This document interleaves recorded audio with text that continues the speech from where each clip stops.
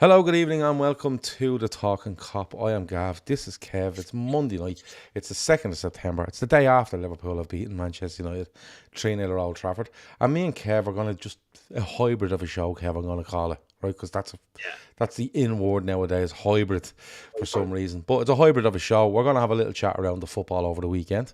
And we're going to have a little chat about whatever come up over the weekend. A little bit of a couple of things on Liverpool United I wanted to talk to you about.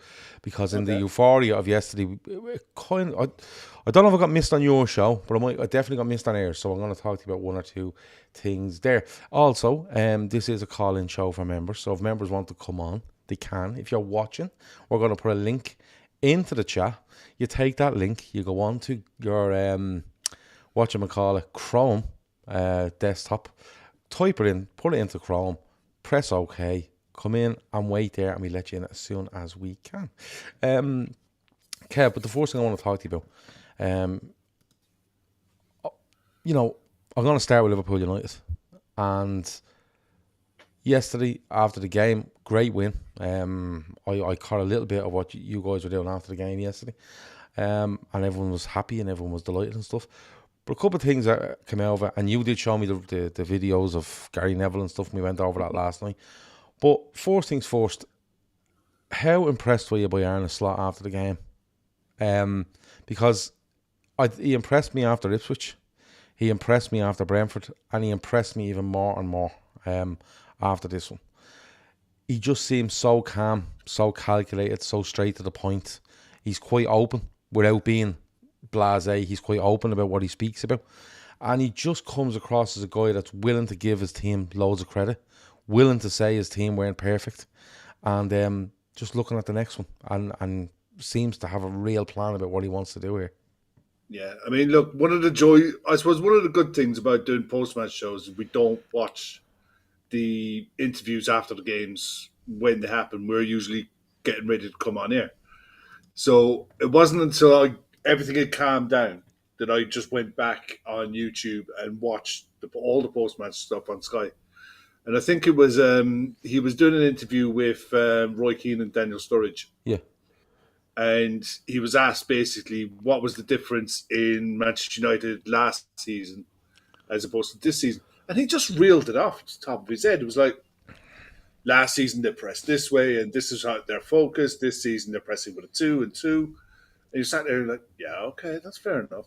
And then he was talking about, well, if we win the ball high up, their fullbacks are gone. And if you win it high up the pitch, you're virtually straight in 3-on-3, 4-on-3. It's 5v2, whatever way you look at it. And I sat there, I was like, it's so bloody obvious what he's saying. And he just sat there reeling it off. Like, the way his mind works is so analytical. I think, Rafa Benitez type of Attention to thing, the way detail. he breaks down, the detail in the tactics, because he was reeling them off by numbers. Like, United last season would press with a 9, a 7, an 11, and an 8 might tuck in and what have. And it's like, this is how the guy thinks. And he just says it. And it's like, it's up to you to keep up with what he's trying to say. And he's not going to wait for you. He's like, this is like boom, boom, boom. And you can tell that Daniel Sturridge has not left the game that long, because this is the kind of stuff that he would have heard in dressing rooms at the back end of his career. Whether it's like how modern managers are approaching games tactically, that this is the kind of stuff that they say to players, and they expect the players to just know it. And maybe that's because of the culture we've come from in Holland, in the Netherlands, where they grow up and they're taught from a very young age, kind of like the Spanish as well, how to play different systems and how different tactics work and what players have to do within those tactics to make it work. And it's something, it probably is in the Premier League of this era.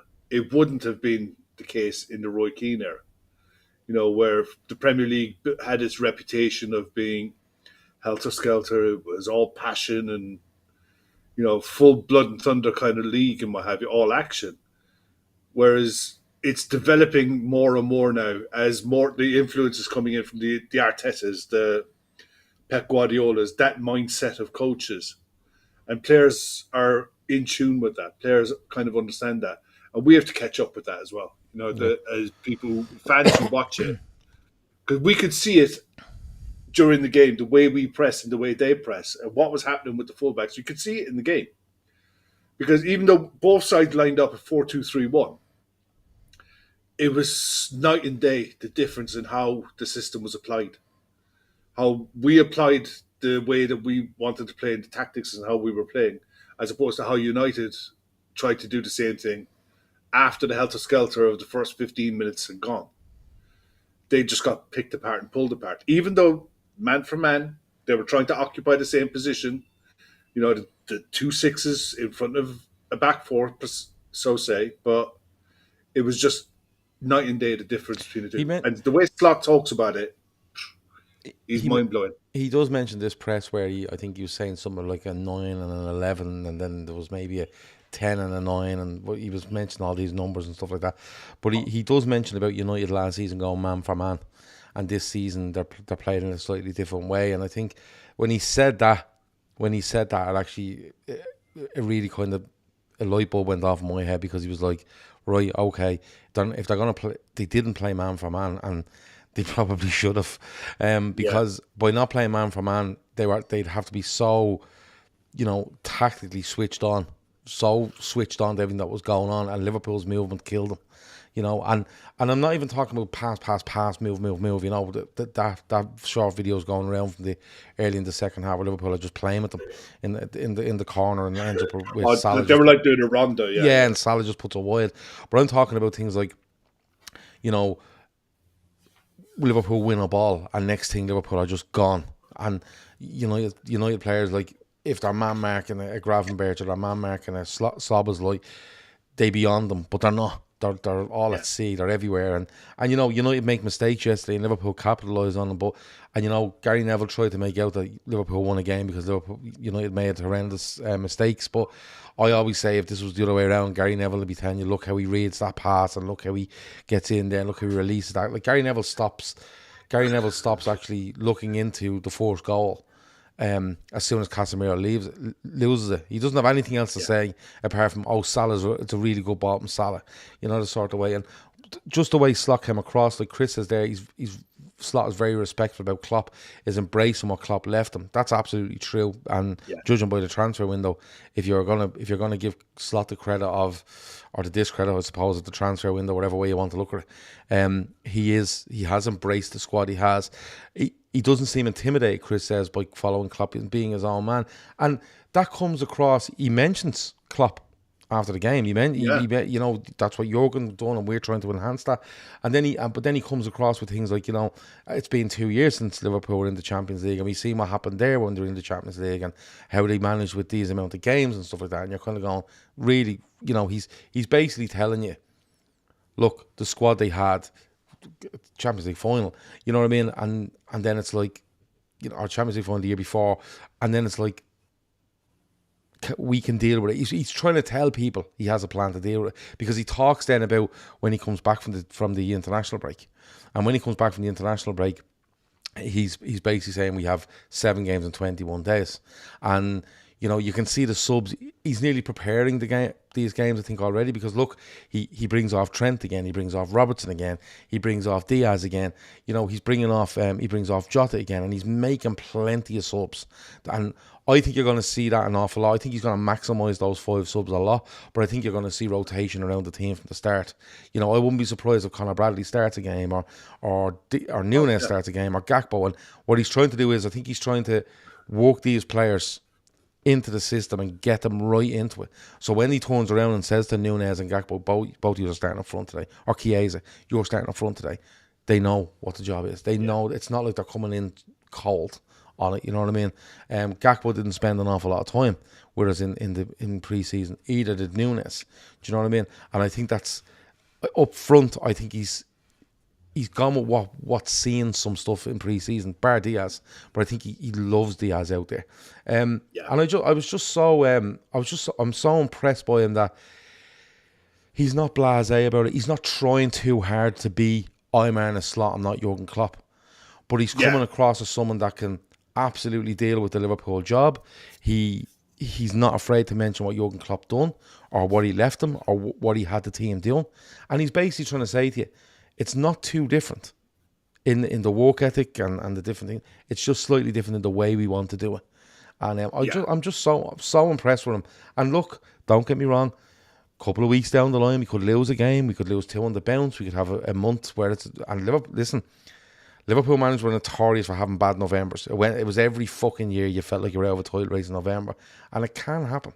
You know what I mean? Mm-hmm. But I just think... The one thing I'd say, he comes across, Kev, as the fella that if something goes wrong, which it will at some stage. It's not all bleeding, meadows and fucking, everything else. But he seems to be the guy that goes, yeah, it didn't work. But, this team have bought into it and stuff like that. I think he's very much along the lines of he'll own it if there's a problem. If he sets a side up in a certain way and it doesn't work, he'll have no problem putting his hand up and say, yeah, the players did what I asked them to do. It didn't work. That's on me.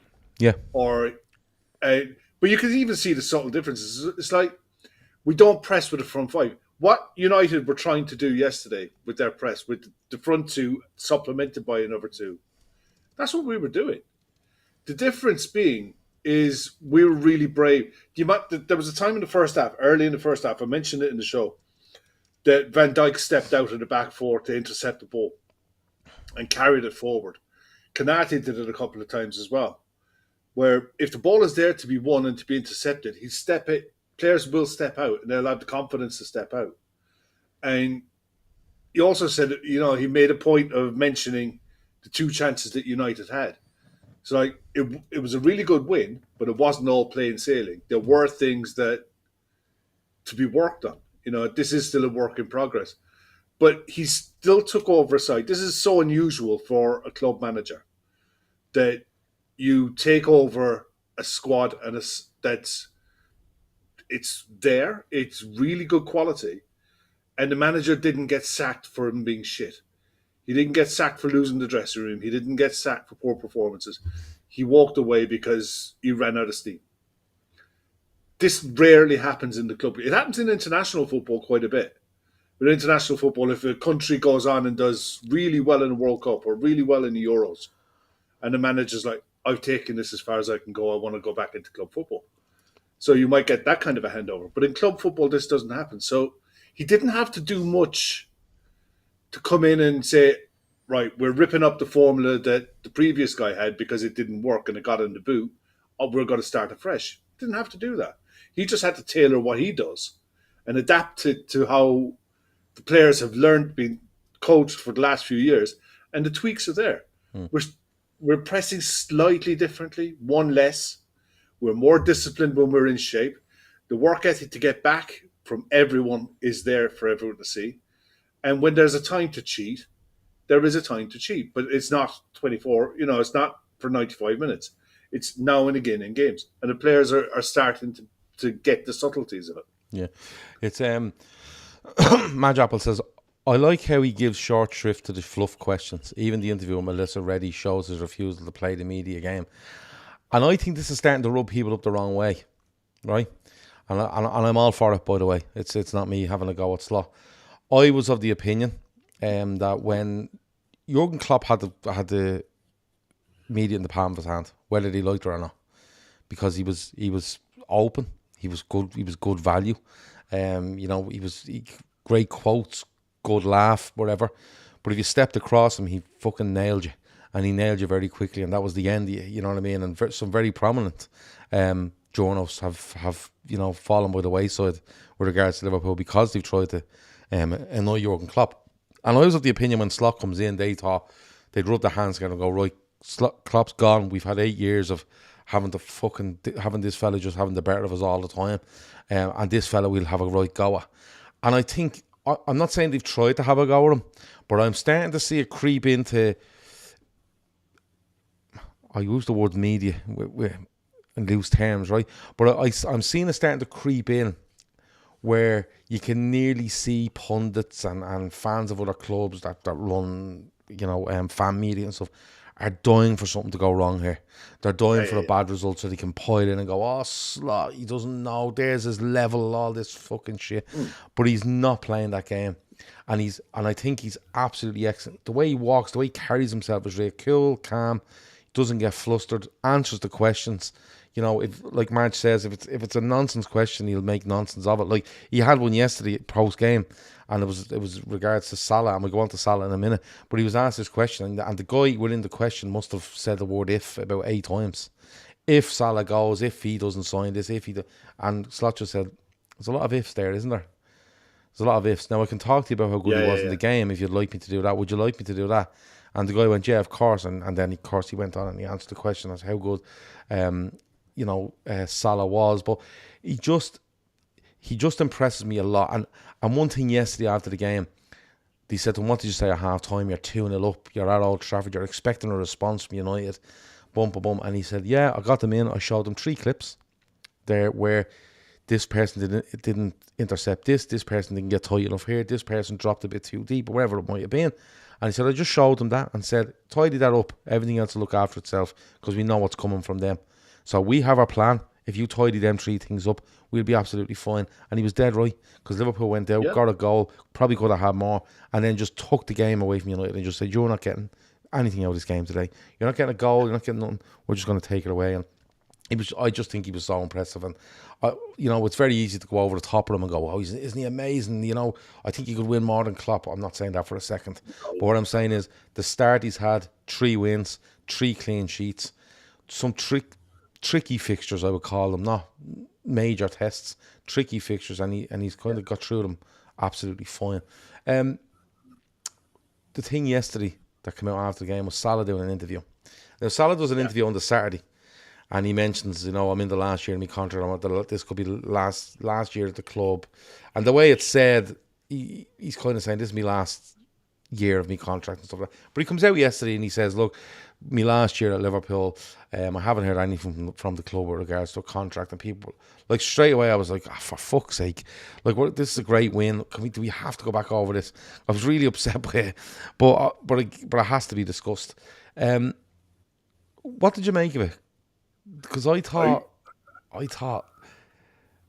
I'm looking at it and I'm thinking to myself, if the club, if he's not interested in signing a contract, he's probably not telling you the club haven't spoken to him. He's just saying nothing, keep his head down, let the fucking contract run out, make an announcement in April. The sort of way. I kind of got a little bit of encouragement off that interview, but maybe that's me being fucking away with the fairies. That's all right. I'll be away with you there in a second. I watched an interview today with Darren Lewis from the Mirror, and he came out with an interesting line. It was put to him exactly what Salah said. He said when he heard it, his ears pricked up. They pricked up because players don't volunteer this information. You might be able to back them into a corner and barrage them with questions to get the answers out of them, but players very rarely divulge a conversation like that voluntarily. So, and what Daniel Sturridge come out afterwards and said, basically, Mo Salah is basically saying to the club, "Right, I'm ready to sit down and talk to you now." That's basic. That's the be all. That's because you're dead right in what you said. Everyone knows his contract is up. He doesn't have to say anything. He doesn't have to come out and say that this could possibly be my last time playing at Old Trafford. He either does one of 2 things. If he wants to leave at the end of the season, he comes out now and says, "I'm leaving at the end of the season," right? Yeah. Or he says nothing, keeps the fucking on the down low. It drags on. Nobody says anything, okay? And eventually they come out in March or April and go, "Mo Salah's not signing a new deal. He's going to go. Best of luck," all that sort of stuff. To me, I think that conversation yesterday is, Michael Edwards, talk to my agent. I'm ready to sit down and discuss the next few years with you. And the thing is, it's the first time in his time at Liverpool that he's heard a different voice. It's the first time that he's been at Liverpool where he's heard a different tactical approach. He's got a different manager who's asking him to maybe do different things. His role within the squad has evolved. He's now one of the senior members of the squad. I think he He's is 32. the senior member of the squad. Yeah, I think he's 32 years of age. He's still banging in performances left, right, and centre. He could become one. I think he's eyeing records at Liverpool, and he'll only ever get one shot at it. Well, he does say in the interview before that they asked him what he wants to achieve, and he said, "I want to be known as one of the best, if not the best player to play for Liverpool." Alongside Steven Gerrard, he name checks in it, and like a few in the chat here are saying, "Look, it's a sign of Salah saying, right, come on, and let's sort this out." Do you know what I mean? Yeah, and I think that's right. Like I've kind of looked at it and I thought to myself, maybe they're not, maybe neither side are in a rush here, and I don't mean that in a bad way, right? But maybe neither side are in a rush on with respect to the three of them, because it may have been, it could be easy to turn around and go, they wanted to talk to them in January. Klopp makes that announcement that players want to see what's going on. Let's get through the summer. It's a big upheaval within the club. It's a new manager. Players are saying, right, can we get through the summer? Let's see how it goes. And now might be the tipping point where they go, right, we've gone through the first three league games. We have an international break. Now is a chance to sit down and look at it. Now, I know maybe all three of them are away on international duty, but there's nothing to stop them. There's a break for the footballing break for the club to say, right, let's get this done. Because the thing for me is, like, I look at Virgil van Dijk's body language, and he doesn't look like a guy that's under stress about a contract. I look at Mo Salah, and I think Mo Salah has decided that this Liverpool team is his. It's his Liverpool team, and he's going to be the man to do it. Bar Joe Gomez, I think he might be the longest serving player at the club, unless somebody else is there in an awful long time. He's up there. Robbo's 300th appearance yesterday. Robbo signs in the same... No, sorry. Robbo signs in the same summer as him. I don't know who signs first. But he was Robbo's sign at the Salah same... was first. Was Salah first? I think so. Right. So Robbo went as part of the Kevin Stewart deal, and Kevin Stewart was on pre-season. Right. Okay. So he might be the longest serving player of the club, right? But when it comes to Salah, he just looks like this is my team, and he's looking at all these players around him, and he's helping them, and he's great energy with them, and he's scoring goals. When he's scoring them, he's even brought his own celebration now, and he's like at the crowd, and he's giving it the big one. He looks happy in what he's doing. He doesn't look like a guy under stress, right? Now, you could look at it and say he's not under stress because he knows he's leaving at the end of the season, so it's a free-for-all. But then you look at Trent, and Trent gets taken off on 70 minutes last week. Gets taken off, right? And he's on the bench, and it's all a bit of a moan, and it looks like a moan, and Slot's talking to him. He looks a bit mopey on the pitch afterwards, stuff like that. And then you look this week, and they're not taking him off. And then we score, and they decide, right, he's coming off as well.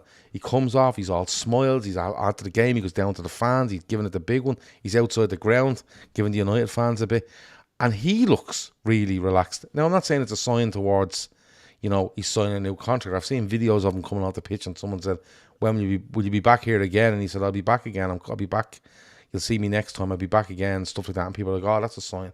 But the club... I think Virgil kind of said nothing's changed with the contract. I think Salah said the club haven't spoken to him, and I don't know where Trent is.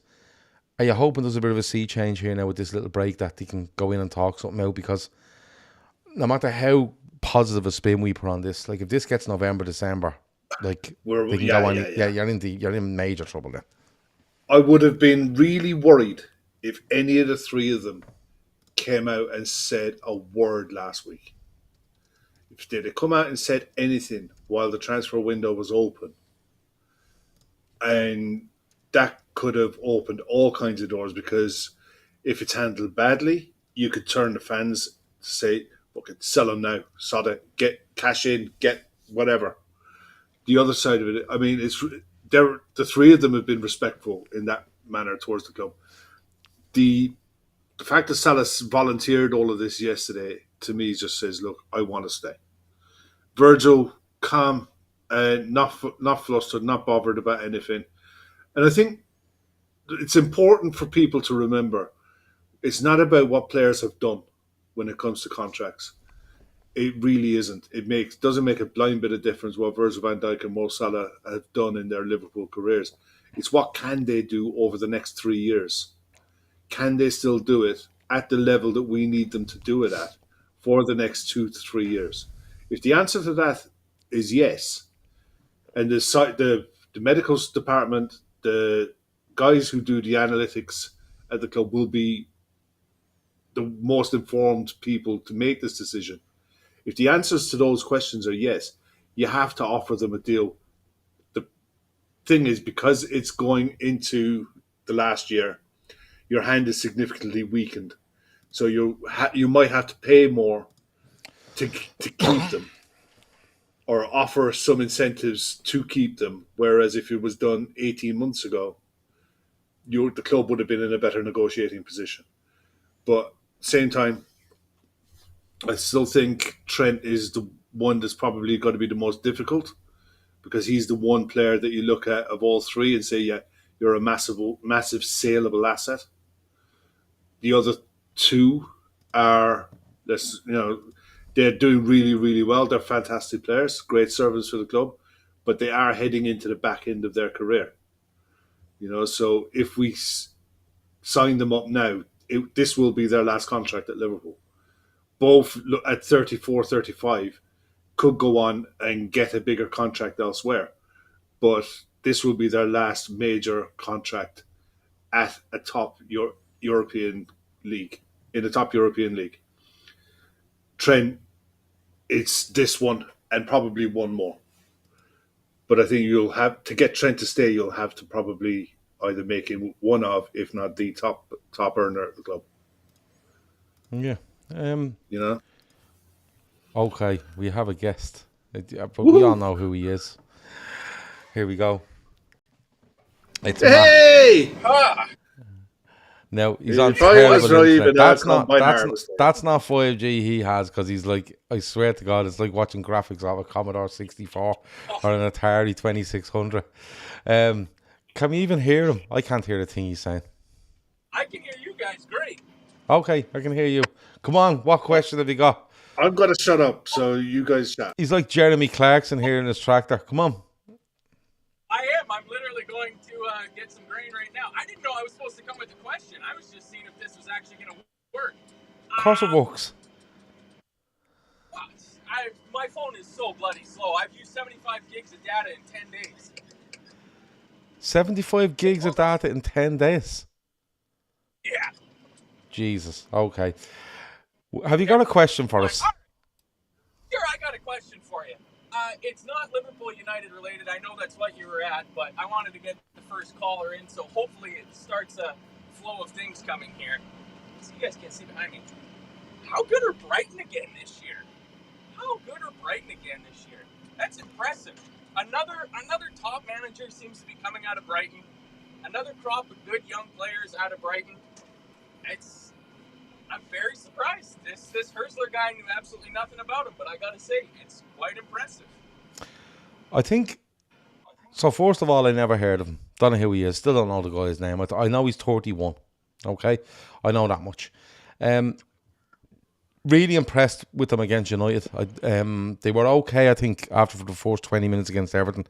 Really impressive against United, and the guy in midfield, I think his name is like Baleba, or I can't remember his name, but he's really good. Yeah, he's really, really good. But I'm glad you asked about Brighton, because I'm going to switch it away from Brighton a little bit if I can, right? Because I want to talk about the sending off of Declan Rice between Arsenal and Brighton, and what you both thought of it. Because I looked at it and I thought, it's just a sending off. If the rules are, if you're stopping the restart of a game as a yellow card, he stopped the restart of a game. Now, Arsenal fans have made an awful lot of this. This referee is terrible. This referee is this. The officials are this. These are the same officials that allowed Martin Odegaard to play fucking basketball in his own penalty area at Anfield last season. But they seem to forget that. There was a guy on Arsenal Fan TV gritting his teeth, while he was talking about it, which was incredible. But Kev, they showed a clip then. TNT showed a clip then of the striker off off Brighton. What's his name? Joe Pedro. Joe Pedro, that I told you was awful. I was in the pub in Liverpool going, that fella's brutal. He does nothing. He's absolutely terrible. Then he scored the winner against He's United. brilliant. Yeah. So, but he was terrible that day. Anyway, but what do you make of this? Like, they showed this clip where the ball goes over the line and he boots it away, and Arteta was having a go. I think the referee gets it wrong there. I think he should book Joe Pedro, but he gets it right in Declan Rice. Like, because he gets it right in Declan Rice, you can't turn around and go, oh, but what about this one? He gets it wrong there. It's okay for him to be wrong. Do you know the I don't think he does. I think I won't say it often, so you can frame it. Dermot Gallagher on Ref Watch today pretty much had it spot on. So at the end of the day, Joe Pedro, the ball went out. It was only just out. He lashed it back to the goalkeeper. The goalkeeper lashed it back to where the throw-in was to be taken. There wasn't an Arsenal player there to take the quick throw-in. By the time the ball got back to the area where the throw-in was to be taken from, the player was there, and they just got on with the game. He didn't prevent Arsenal from taking a quick throw-in. And João Pedro can always turn around and say, I thought the ball was in. I thought the ball was in play. I was just knocking it on. There wasn't a whistle. So I was just knocking it on for me to run onto. Yeah. I just got the knock-on wrong. Mm-hmm. But when it comes to Declan Rice, his tackle in the first half, a couple of years ago, that would have been a red. You know, they've changed and tailored the way that referees are looking at that now. And I think it was right. I think it was a yellow card all day, every day. But you look at what he actually did. The ball was there. Veltman, the whistle had gone. Veltman looked up, looked to take a free kick. Rice looked down, knocked the ball out of play. And once the ball goes off the pitch, the ball has to be reset. You can't take a quick free kick then. So Rice knew exactly what he was doing. He was already on a yellow card. It was stupidity on his part. He gave the referee a decision to make, and he made the only decision he could. Was you prevented a quick free kick being taken. It's a second yellow. You're off. And the verbal gymnastics I'm seeing from Arsenal fans that I follow, it's unbelievable because you're actually inventing things now to say on social media that didn't happen. They're literally making shit up as if people don't have access to the video or haven't seen it live. They're making shit up to suit a narrative. The narrative isn't there. The ref, on this occasion, he got it absolutely right. There's no arguing. I did see things like, Veltman should have got a booking for kicking Rice, and I was like, but he only kicks him because he goes to kick the ball. Yeah, and exactly. The other fella does. I just thought it was a reg. I just thought he was silly thing to do, especially early in the season when you know they're going to, like, you know how this is going to roll, right? Yeah. Declan Rice gets sent off for this, right? And in 3 weeks' time, someone's going to do the exact same thing, and he's going to get booked for it, right? Or he's not going to get booked for it. Do you get me? Yeah. And he's on a yellow. Yeah. Declan Rice should know better. He's on a yellow, and so early in the season, we've seen it going back so many years ago. It was probably one of Martin Skrtel's last seasons at Liverpool. He went, sure pulling. We're literally clamping down at this season. And for the first 3 games, they were giving everything for sure pulling. Then it just disappeared because it was like, that's too much hard work. And Rice, I think 4 or 5 weeks down the road, Rice doesn't get booked for that. I don't think he gets booked for it. Possibly not. No, but possibly not. But you know yourself, this early in the season, you're going to get pulled on every little thing especially when they've told them already in the preseason that this is going to happen. Yeah, I agree. Matt, can I ask you before you go, because we've other people trying to join? Your man of the match yesterday. Oh, good. Who? It's going to be Gravenberch until it's not Gravenberch. It's got to be Gravenberch. Fair. I think I know everyone on last night's show went for Gravenberch, and he's getting a lot of love today across social media and everywhere else. I'm just waiting for Inside Old Trafford. You know the video Liverpool bring out? I'm waiting to see that because that could be a good one. Right, Matt, I'm going to let you go. Best of luck in the tractor. I hope at some stage your family give you at least a half an hour's break during the day to have to yourself, because every time I call you, you're in a tractor, like no matter what hour of the day. So best of luck with that, and we'll talk to you soon. Wednesday we're moving in. Oh, Wednesday. All the Yeah, best, mate. big day All Wednesday. the Big best, day bud. Wednesday. I fully expect a walking tour around the place and all, video tour and all that sort of stuff on Wednesday, or maybe Thursday when you actually have some human internet, which would be amazing. Right, we're gonna let him go. Talk to you later, Matt. Be good. Matt's gone. I'm just going to leave it on this screen if that's all right, instead of switching between 2 and 3. Right, the next person. Jeez, it's all going on. Matt, I think Matt's trying to join again. Why is he trying to join again? I don't know. Let's go here. Let's go here. Boom, boom. Here we go. How are you, my man? Oh, we can't hear You're you. on mute, mate. Hold on. No. Don't do anything. No. There you go. How are you, Can you mate? hear me now? Yeah, we can hear you. Yeah, how are you? I'm good. Super Dizzle finally on the chat. So I Oh, thought, hey! How you there getting we on, go. bro? How are you, my man? I'm good. Been looking forward to this. So yeah, I didn't catch what's been going on for the last couple of minutes because It was just Matt in a tractor. Don't worry about it. okay. So as you guys know in the chat on the Telegram, I'm super positive about everything with us at the moment. I can't see things. Well, I can see things going wrong because I can hear what everyone's saying in terms of not enough signings, and I would have liked a few more signings. But I am extremely positive with Slot at the moment. I'm fully on the Slot train. I'm probably way too on the Slot train right now. So obviously beating United helps that Absolutely. 100%. But yeah, I think we will be putting up quite a few trees this year.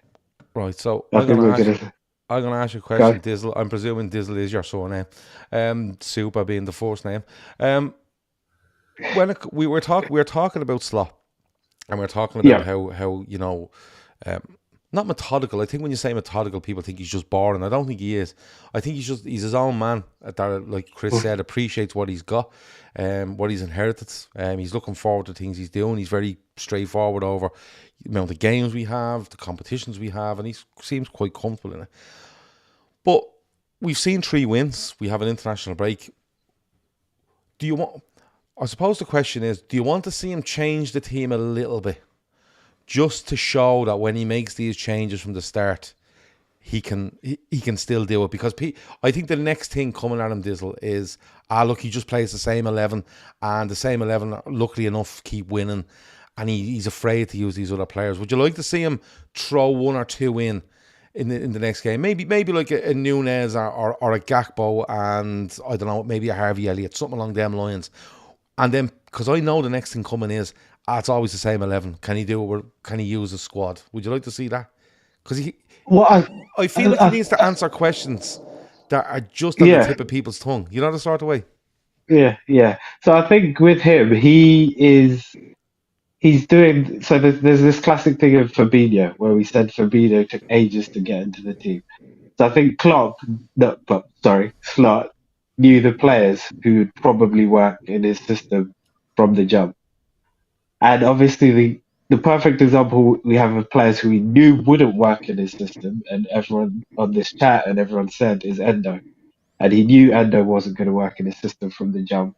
And he's the person essentially he was trying to replace over the summer.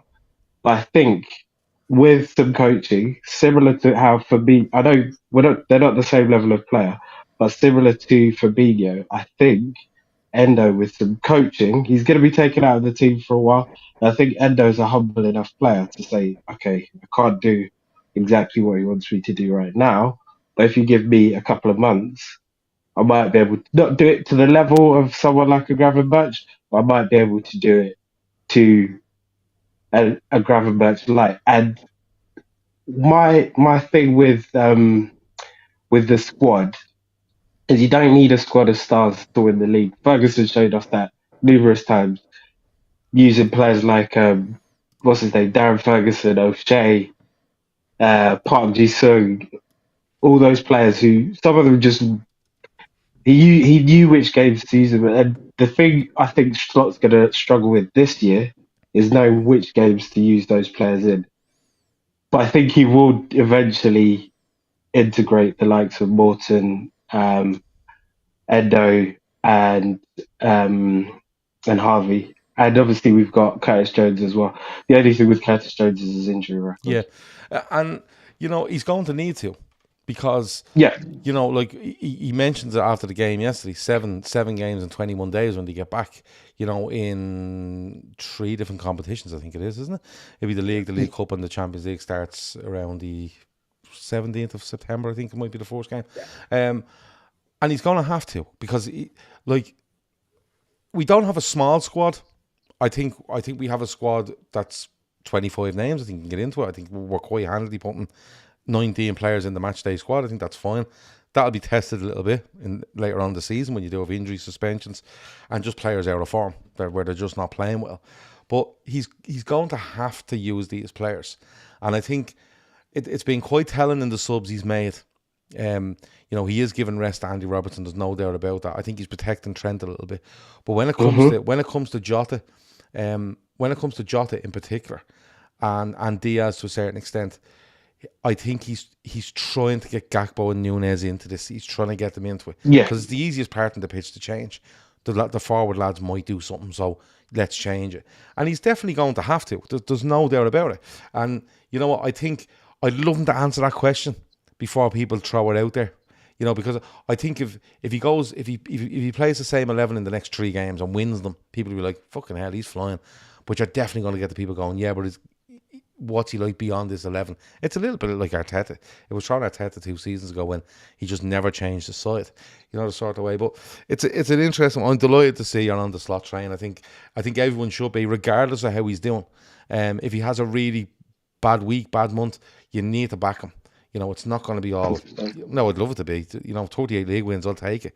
Do you know what I mean? But it's not going. It's just not going to be that way. Dizzle, before I let you go, though, the main question, as always, is lasagna. What are you having with your lasagna? Chips. Sorry. It is chips. Chips. Always. All garlic bread. Chips. All garlic bread. Garlic I did bread, actually no have.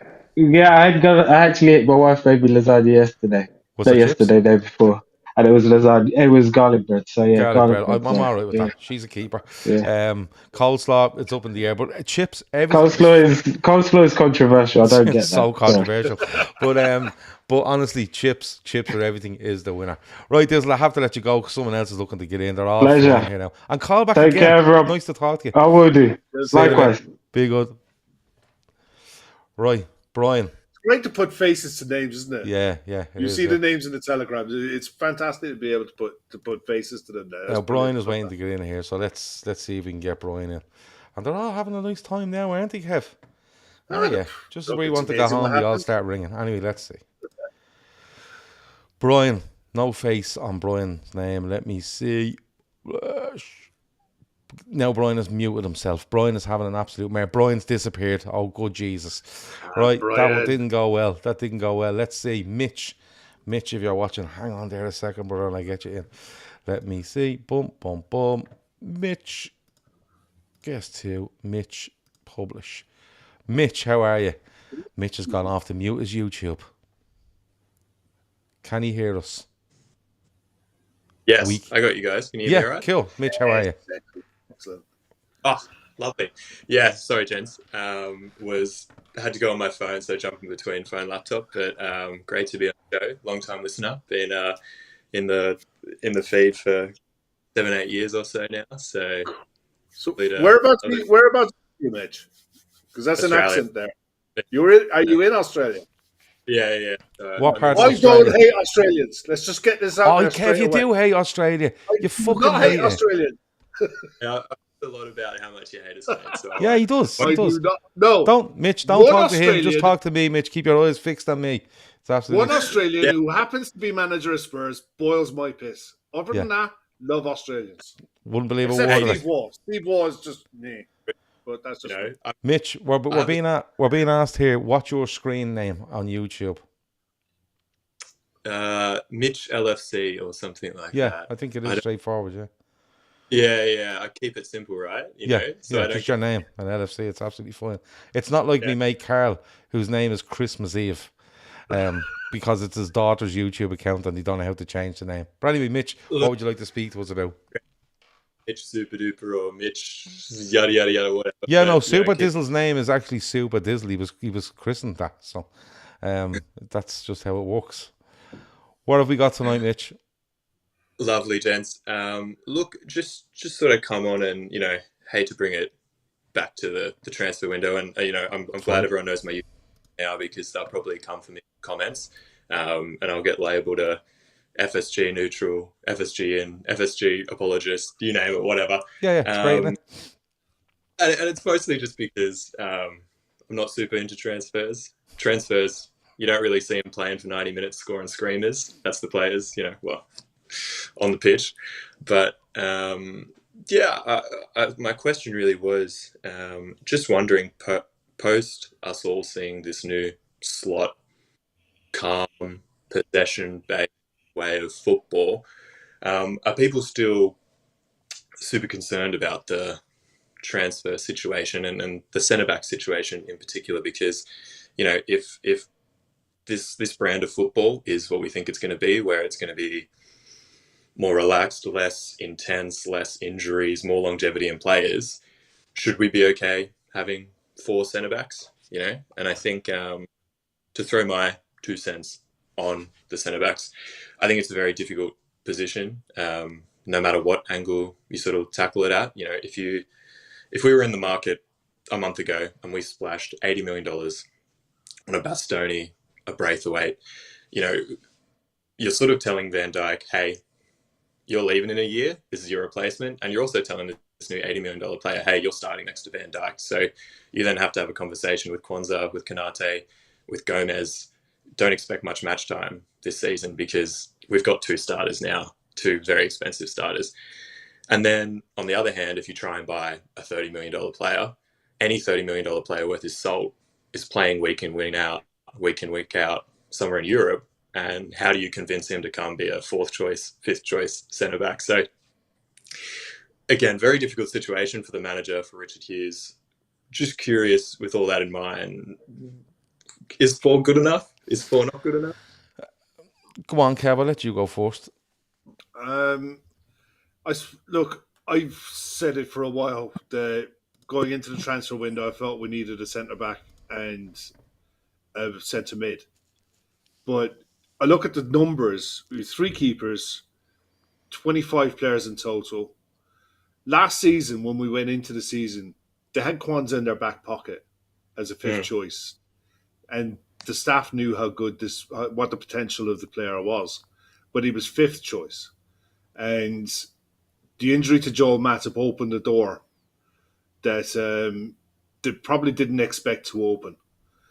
And he made full use of it. He made full, but it goes to show how one injury at the back can, if you didn't have a Gerald Kwanzaa last season to step into that role, you still had Joe Gomez there, you still had Ibu Konate and Virgil van Dijk. One injury to a quartet leaves you with 3. And of that 3, I was just looking at the fixtures there, just as we were talking to Super Zizzle. And you're talking, right, you come back, you play Forest on the 14th. You go to Milan on the 17th. You've got to squeeze in the game against West Ham. Then you're playing Bournemouth, then Wolves, then Bologna. If you're trying to do that with 3 players to rotate in 2 positions, you're asking an awful lot of them to stay healthy.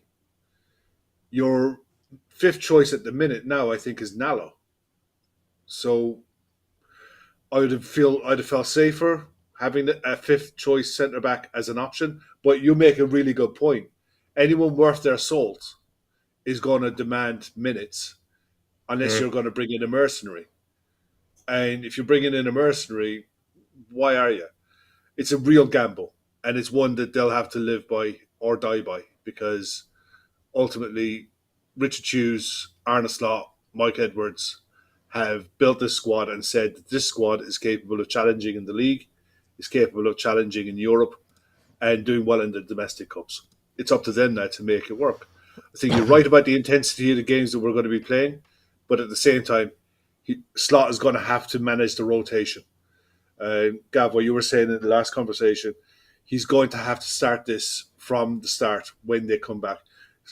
Klopp was the same. The first 3-4 games in any season, he didn't change much. But when they came back from their first international break, it was normal to see 4 and 5 changes to a starting lineup every 3 games. They might be on the bench and they might come on for 15 minutes at the end. But the next game, those players who were on the bench started, and there was probably only 3 or 4 players who were ever present all the way through. And I think that's going to be very similar to what we see. I think we're going to see plenty of rotation with 3 or 4 changes every single game, and there's going to be minutes shared around for everyone. Managing load for Arne Slot is different because in the Dutch league, you play 34 games. He plays in Europe. Generally, Dutch sides tend to go out earlier. They're not playing it in the latter end of a Champions League. They might be in the Conference League or Europa League, tend to go out in the last 8.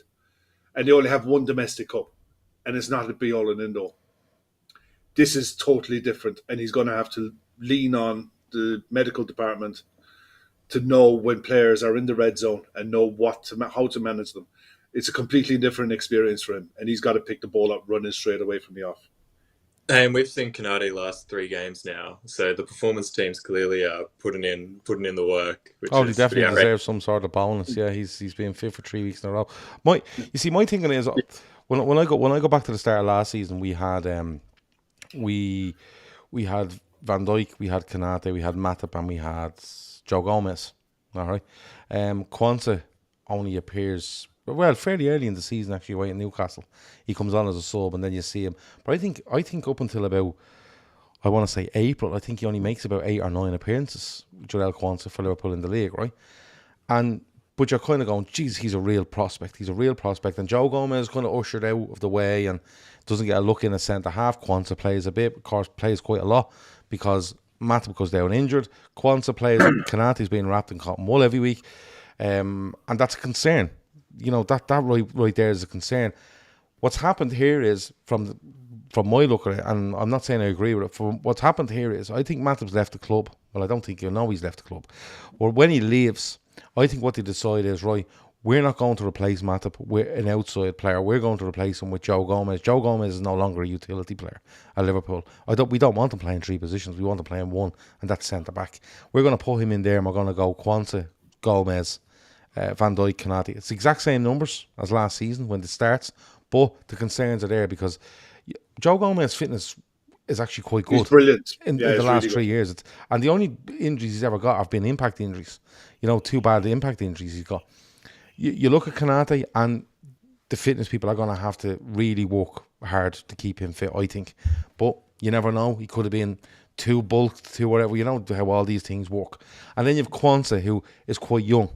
He is very young, and there will be games like Ipswich that will kind of throw him every now and then. And Van Dijk's not getting any younger, and we used the Europa League last year to rest Van Dijk and put in Gomez or put in Canate or put in Kwanzaa.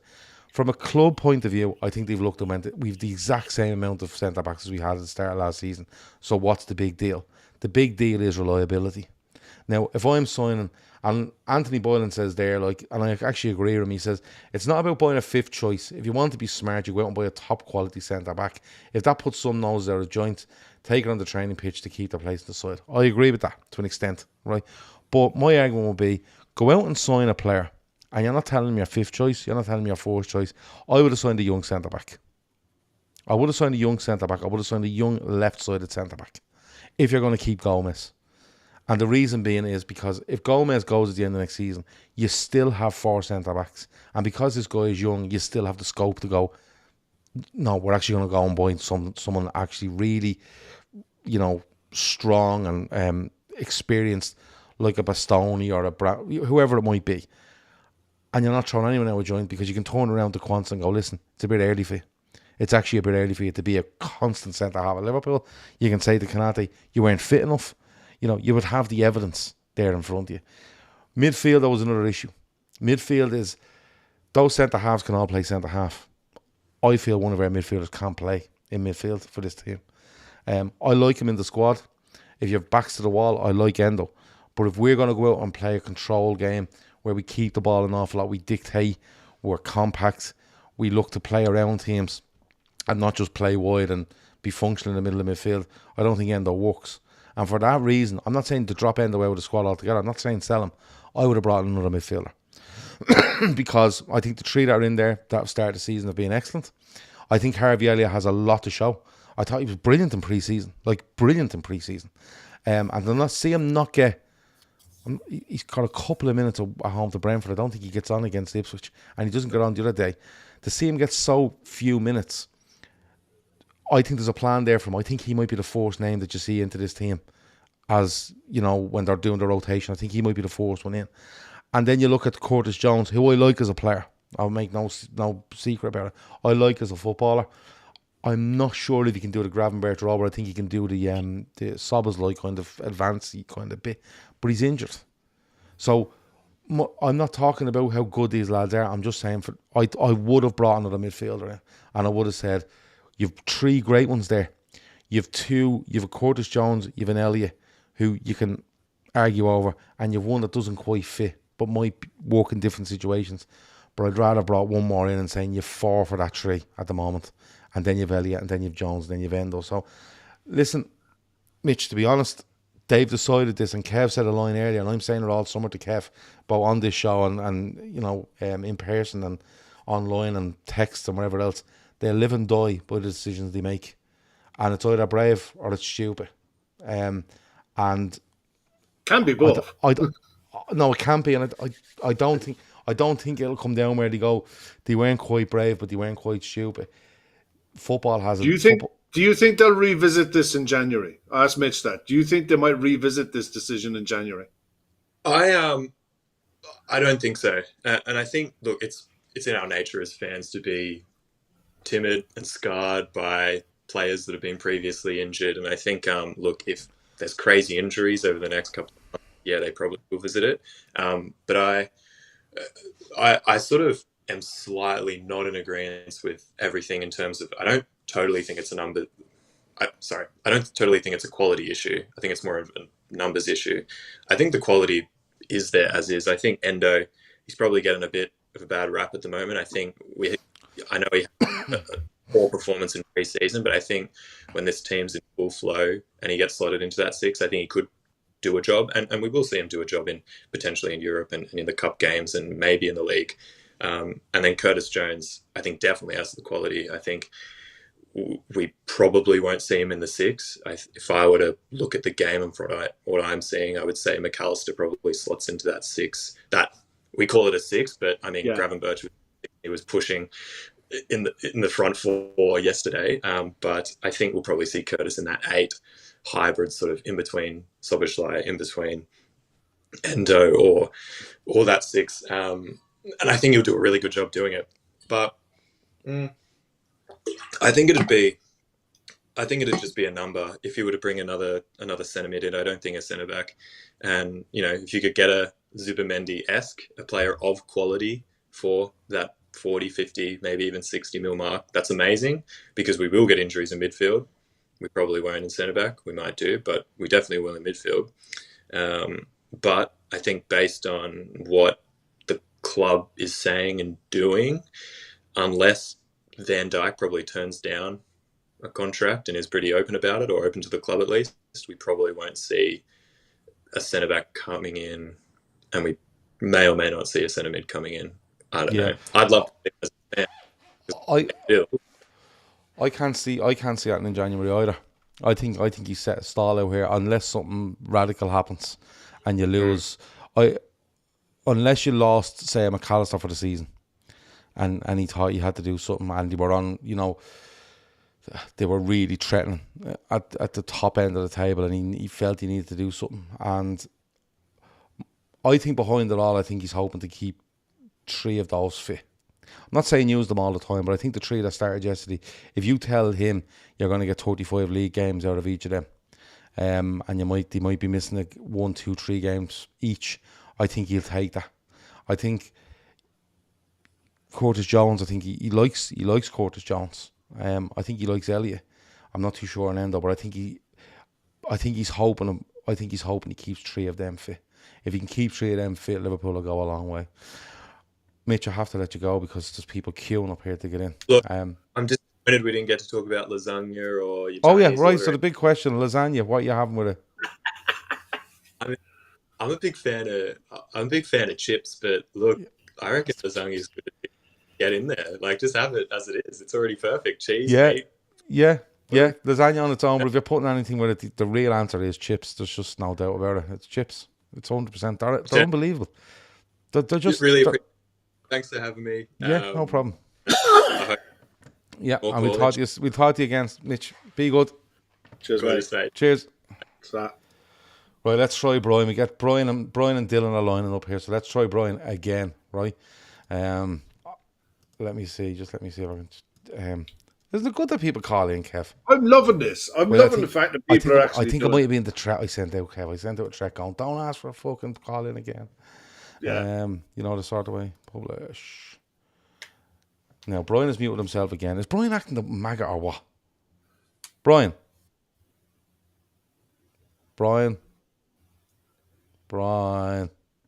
Cork to Waterford. Come in, Waterford. Brian. Oh, it's Kilkenny. Waterford. Kilkenny. Well, it's the same. It's only up the road. Now, Brian, sit still, will you? There you go. What would you like to talk about, I have Brian? no question. I'm just ringing to work with data. You're ringing just to see if your internet's working. Yeah, see, this is the sort of messing that goes on. Yeah. Look, he doesn't have a breeze what's going on. Look. Can we say crack, Brian? It's fucked. Yeah, the internet's fucked, he said. We're letting Brian go. Brian, good luck. Slide. Yeah, well, we're going to have to be harsh on people here. Let's see, Dylan. Let's see. Boom. Oh, Jesus, hold on. Let's get Dylan in. This isn't great now, is it, for... Hey, well, let's get Dylan in. Bosh. Right. Okay. Publish. Let's go. Dylan. Guess two. Oh, here's Dylan. Look. Big head in him. Dylan. What's up? How are you? What's the crack? All good? Good. What do you want to talk to me about? Random one. A random like one? me. Not football? Not football. No. Sick of football. Right. We're on international break, so no football. Okay. With Coldplay currently ongoing and Oasis in the media. So Coldplay at Crow Park playing tonight. Last night. Went last night. 500 quid tickets for Oasis. Go on, talk to me. Well, I went to see Coldplay last night. Unbelievable. Yeah. So I'm asking. But I have a theory on Coldplay. But go on, I'll get it to you in a minute. What's your question? What's the best gig you've ever been to, and what's the worst gig you've ever been to? Oh, right. Well, let us have a minute to think about that. But I have a theory on these Coldplay gigs. I think people are only going to Coldplay so they can stand there while they sing Fix You. And everything else other than that, it's just fucking... Just hurry up and get to Fix You, will you? So we can all have the armbands on and he lets us singing around, then we can all go home. That's my theory on Coldplay. Not saying they're bad, but... like, good. No, they're very good. But I'm saying, like, if you look at Glastonbury, right? Like... Glastonbury had so many songs from Coldplay. I think they headlined whatever else, right? And literally the only clip that was banging around the BBC fucking accounts was, oh, look, at Fix You. That's it. Nothing else. All the other songs are shy. It's just... The only song you know. What? No, I know them all. I know them. Like, if you play them, I know them. But it was like, they never show any other clip, but, oh, the lights go down, the armbands, whatever, the fucking wristbands come on, everything goes on. Chris Martin sings a bit and he does this weird thing where he goes, hi everyone from Dublin, and he tries to sing it and it's a bit weird. And then he plays this song and then he lets the crowd sing it on its own and then everyone goes, oh, wasn't that a fucking deadly concert? Can't remember any of it, just to Fix You. Best concert I've ever been to, Oasis in Slane, without a shadow of a doubt. Oasis in Slane, 2009. Probably one of the last gigs before they broke up, for the kids out there. Worst gig? I don't think I've been to a terrible gig, to be honest with you. So I don't have a worst one. But Slay in 2009. Yeah, that's definitely mine. Kev? Joe Dolan? Joe Dolan, something like that. Jeez, I'm not that old. No, best gig I ever went to was 1988, Guns N' Roses in Hershey Park in Pennsylvania, when I was living in the States. That's the best one? Best one. Okay. And nice. They were supported by Aerosmith. And I think I was 17, and it was brilliant. It was just as Guns N' Roses were just starting to really take off. So that was mental, and being 17 at that time was great. It was everything I wanted. My first major concert. Showing your age here, Kev.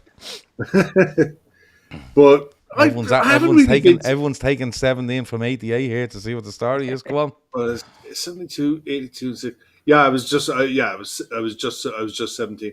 Haven't really been to many concerts over the years. I haven't been to any bad ones, but that one was definitely the best one. I know a lot of people I knew a fair few people used to do security at Glastonbury, but it was like you go down there, and it all depended on the weather when I was living in Bristol. So if the weather was shite, then you'd have to be off your face.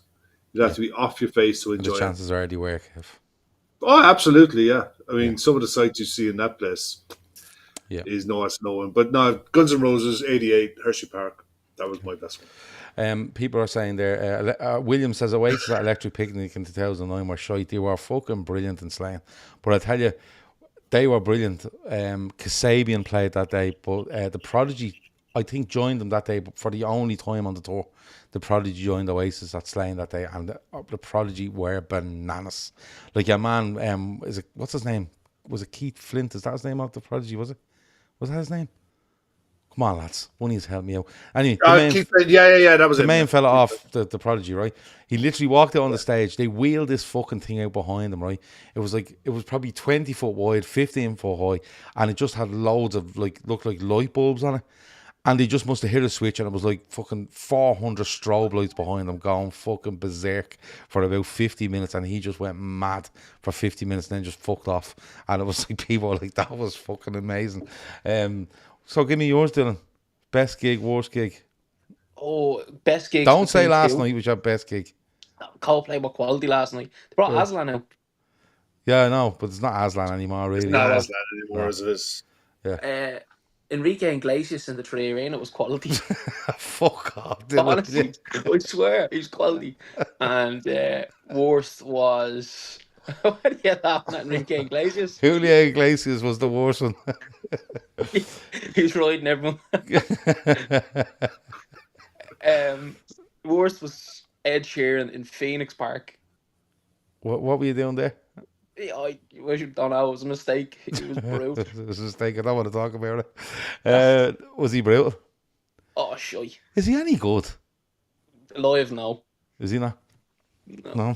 Great charts. Like, he was great. The charts, great hits, but shite live. Yeah, but he used to do this thing a while back, and it really annoyed me, where he pretended he was randomly walking through a shopping centre, and like there was a girl in the middle of the shopping centre busking, singing a song, and he's, oh look, I can hear me song, and he goes up and says, well, oh look, I'm here, and you're like, oh my god, it's so planned. Stop pretending it's fucking random, like, you know what I mean? 16 different angles. Yeah, why is there 27 cameras on you? It's so random. And why are you getting makeup done in HMV? But you know, Jesus, Iglesias though, fair play to you. It was quality, wasn't it? He was feeding people with vodka and everything. He was. You driving home. Yeah, he says to someone, you driving home. He goes, yeah, poured it down his neck. No, you're not anymore, he said. Jesus Christ. In Spanish, obviously. In Spanish, obviously, you stand there going, I'm deadly at Spanish. I've done Spanish in my junior set. You know exactly what he's saying. But now, let me see if anyone has any good, bad, or indifferent.